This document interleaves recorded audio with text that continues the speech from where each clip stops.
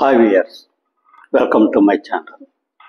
ఈరోజు మనం సమాజంలోని కొంతమంది వ్యక్తులు వారు మాట్లాడే మాటలు ఎలా ఉంటాయో కొంతవరకు తెలుసుకుందాం. ఉదాహరణకి మొట్టమొదట రాజకీయ నాయకులు. మీరు ఏ రాజకీయ నాయకుడి దగ్గరికైనా వెళ్ళి మీరు రాజకీయాల్లోకి దేనికి వచ్చారంటే వాళ్ళు చెప్పే సమాధానం ఒకటే, మేము చిన్నప్పటి నుంచి మాకు ప్రజాసేవ చేయాలనే కోరికగా ఉండేది. ఆ కోరికను తీర్చుకోవాలంటే రాజకీయాలు రాకుండా కూడా ప్రజలు సేవ చేయొచ్చు, కానీ రాజకీయాల్లోకి వస్తే ఏదైనా పదవులు వస్తే మనం సేవ చేసే పరిధి బాగా ఎక్కువగా పెరుగుతుంది, ఎంతో ఎక్కువ మందికి సేవ చేయొచ్చు అనే ఉద్దేశంతో రాజకీయాల్లోకి రావడం జరిగింది.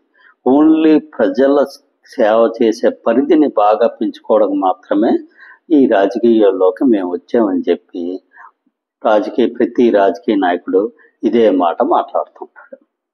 ఇక రెండవది, దీంట్లోనే మన ఐఏఎస్ ఆఫీసర్స్, ఐపీఎస్ ఆఫీసర్స్ వాళ్ళ గురించి తీసుకుందాం.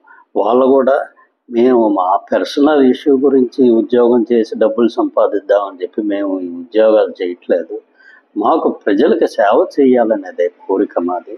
ఆ కోరిక తీర్చుకోవడానికి ఒక అధికారం, ఒక కలెక్టరో ఒక ఐపీఎస్ ఆఫీసరో అయితే ప్రజలకు విస్తృతంగా సేవ చేయొచ్చు. ఆ ఉద్దేశంతోనే మేము ఈ పదవులు అనుభవిస్తున్నాం తప్ప మాకు వేరే ఉద్దేశం ఏం లేదు. ఓన్లీ ప్రజలకు సేవే మా పరమావధి. దానికోసమే మేము ఉద్యోగం చేస్తున్నాం. మా పర్సనల్ ఇష్యూస్ కోసం ఉద్యోగాలు చేయటం లేదు అనే విషయమే వారు కూడా చెప్తారు.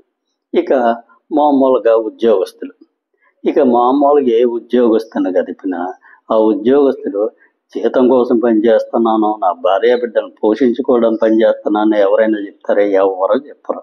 వాళ్ళు చెప్పేది మేము ప్రజలకు సేవ చేయడం కోసం ఉద్యోగం చేస్తున్నాం అని చెప్తారు. వాళ్ళు ఒక 30 సంవత్సరాలు ఉద్యోగం చేస్తారు, ఆ 30 సంవత్సరాలు జీతం తీసుకుంటారు. ఆ తర్వాత మరో 35 సంవత్సరాలు ఆ జీతం కన్నా ఎక్కువ పెన్షన్ రూపంలో ఇంట్లో కూర్చొని తీసుకుంటారు. ఏం చేస్తున్నాం అంటే మేము 30 ఏళ్ళు ప్రజలకు మా జీవితం అంతా కష్టపడి సేవ చేసాము, దానికి ప్రతిఫలంగా మేము ఈ పెన్షన్ తీసుకుంటున్నాం తప్ప దీనివల్ల మా కోసం ఏం తీసుకోలేదు, ఓన్లీ ప్రజలకు సేవ చేసి దానికోసం మాకు ప్రతిఫలంగా పెన్షన్ తీసుకుంటున్నాము అని అంటారు. అంటే ఇక్కడ వీరు కూడా ఉద్యోగాలు చేసి వాళ్ళ జీతాల కోసం పనిచేయట్లేదు అంటారు, ఓన్లీ ప్రజలకు సేవ చేయడానికి మాత్రమే వాళ్ళు పనిచేశారంటారు. ఇక ఆఖరిగా పెద్ద పెద్ద కార్పొరేట్లు. ఈరోజు కార్పొరేట్లు 1000 కోట్లు, లక్షల కోట్లు సంపాదిస్తున్నారు. 1000 కోట్లు, లక్షల కోట్ల రూపాయల ఆస్తుల్ని మీరేం చేసుకుంటారంటే వాళ్ళు అడిగేది మాకు డబ్బుతో ఏం సంబంధం ఉంది, మా డబ్బు కోసం కాదు, మేము లక్షల కోట్లు సంపాదించేది మరిన్ని ఇండస్ట్రీస్ పెట్టి ప్రజలకి ఉపాధి కల్పించి ఈ దేశాన్ని పూర్తిగా అభివృద్ధి పదంలో పంపించడానికి మాత్రమే మేము ఈ లక్షల కోట్లు 1000 కోట్లు సంపాదిస్తున్నాం. దీంట్లో మాకు ఏ విధమైన సరే స్వార్థం అనేది లేదు.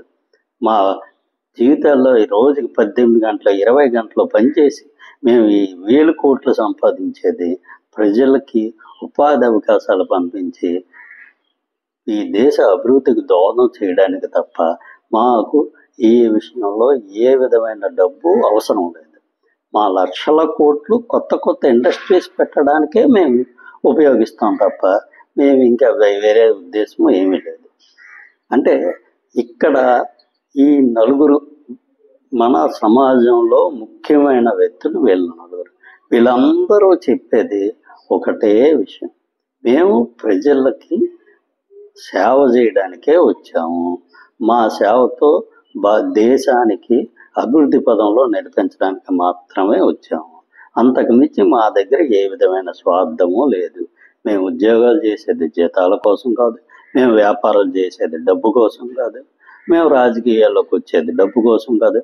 అందరూ ఇదే మాట మాట్లాడతారు.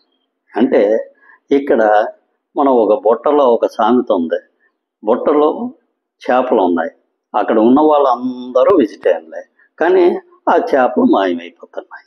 అంటే ఏం జరుగుతుంది అక్కడ? అది ప్రేక్షకులు ఆలోచించుకుంటారు. Thank you.